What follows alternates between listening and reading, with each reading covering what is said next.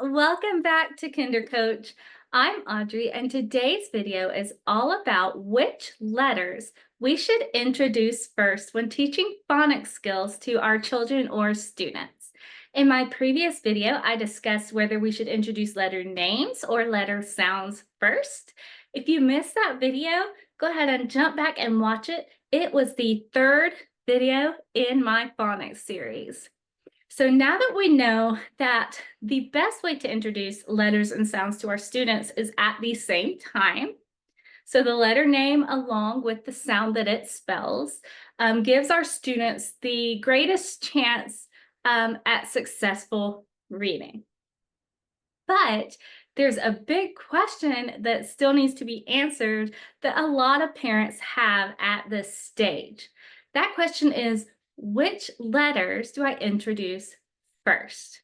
So if you've heard lately, there's a lot of discussion about why we don't want to just start with the letter A and move through the alphabet to letter Z. Okay, so you teach your kiddos the ABCs, the alphabet song, yet you're hearing that that is not the order in which you should teach the letters. So what is going on here? So here is the thing. There is no exact research that shows here are the letters that you should introduce first. Here are the letters to introduce after that. There is no exact list that shows this. Now, if you go online and you search for this, you are going to find lists that say, introduce these letters first. You're going to find tons of them, and more than likely, they're all going to look different. That's because that is not necessarily research-based. That is maybe from years of teaching experience, maybe something that they've always done, maybe something they've put together based on what they read in research, but there's no definite way to do it. So I am going to present you with some options. And now these are options with reason. Okay, so these options have reasons why they're being done this way, reasons why these letters are being introduced before others. Okay, so the first option is to introduce highly utilized letters. So these are the letters that are used the most in our language. So the letters that your children or students are most likely to see in print. Those are letters like E, A, R, S, L, N, things like that. Those are very common letters that they are going to see right off the bat. And again, that is highly utilized or highly used letters. There are lists of those letters that you can look up and find if you'd like to do that. So that is one group of letters that you can introduce first. The next group is letters that give hints to their sounds when you say the name of the letter. For instance, when you say S, you hear the S sound, okay? When you say hey, hey, you hear. When you say the letter P, you hear P in the name. Do you hear that? R, you hear R in the name R. So that is what I mean by letters that give hints to their sounds. Now, there are letters that do not sound at all like their names. So I personally don't like to group letters this way, but if it works for you, that is great. It causes problems for me when we get to letters like Y, because what do you hear when you say the name Y? W. That is not the sound that Y makes. We want y, not Y. That's confusing to kids. Also, the letter G. This is before learning the soft G sound. So we're working on hard G, the g sound. When you say G, you hear j, the J sound. So personally, I think that method is a little bit confusing, but it is used by some successfully. The next thing you can do is introduce letters that make continuous sounds first. These are sounds that are easier for children to hold out, such as M. The sound that M spells is mm. They can hold that out. L, L, S. All of the vowel sounds. A, I, these can be stretched out so that when you add a letter on, it's easier for them to hold on to that first sound. So that is what I mean by continuous sounds.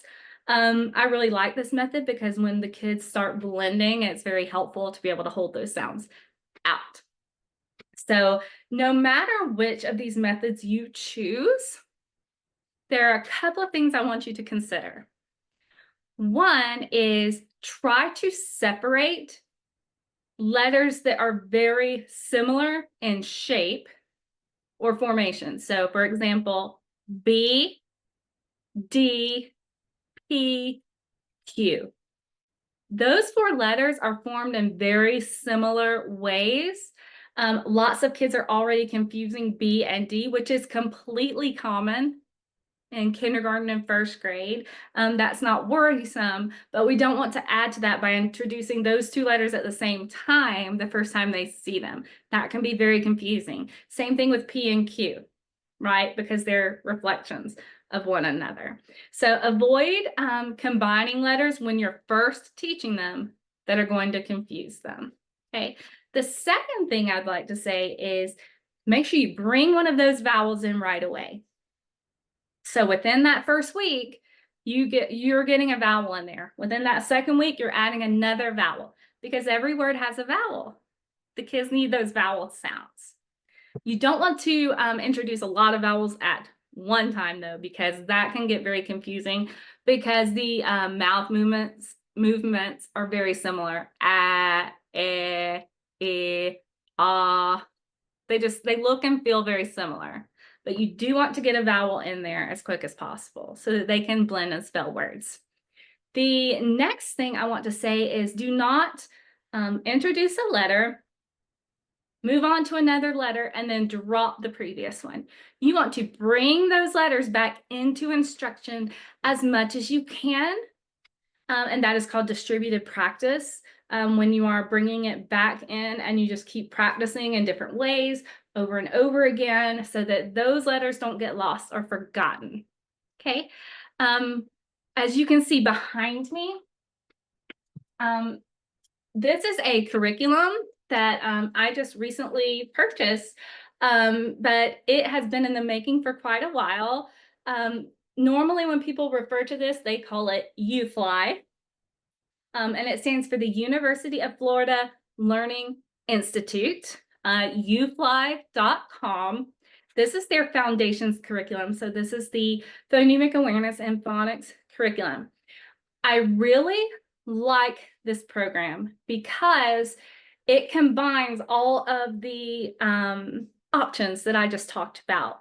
It separates the confusing letters when introducing letters. It adds some of those continuous sounds in. It adds a vowel right away, gets them blending very soon. You do not have to purchase the curriculum. You can go on their website, ufly.com. Again, that's University of Florida Learning Institute.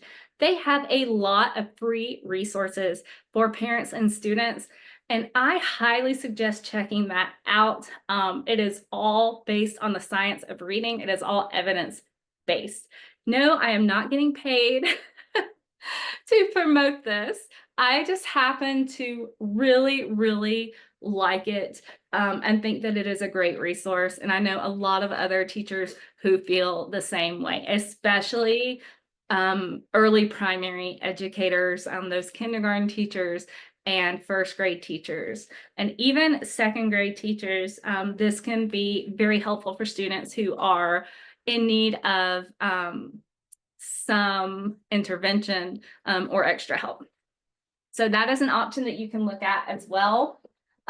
One other thing is some preschool teachers like to start out with student names. So they like to start out with letters that are included in students' names, because what's a child's favorite letter?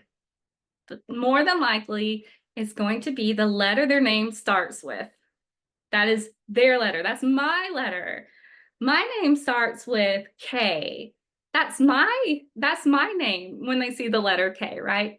This becomes more difficult when you have a lot of students, but if you're working with a small group, this is great. It's a great way to get them motivated to learn those letters so they can learn their names.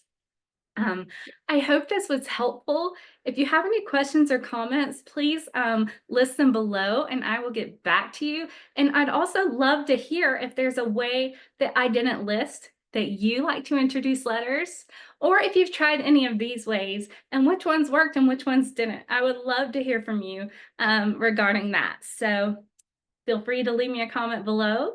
And until next time, happy reading.